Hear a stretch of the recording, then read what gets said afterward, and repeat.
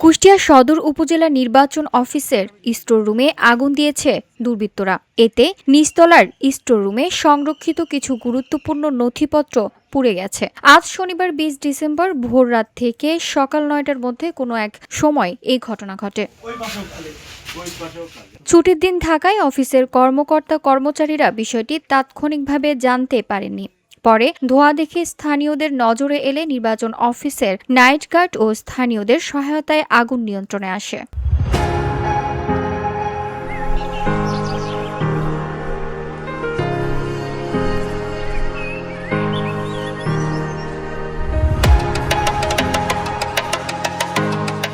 Senior জেলা নির্বাচন officer Mahbubur Rahman ও সদর উপজেলা নির্বাচন অফিসার আবু দাউদ জানান, আগুনে কিছু নথিপত্র ক্ষতিগ্রস্ত হলেও বড় ধরনের কোনো ক্ষয়ক্ষতি হয়নি। স্টোর রুমের পেছনে জানালার পাশ থেকে আগুনের সূত্রপাত হয়েছে বলে প্রাথমিকভাবে ধারণা করা হচ্ছে।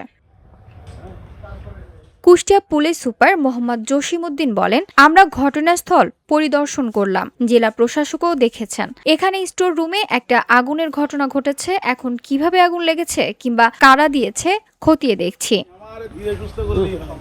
VOD Bangla news desk.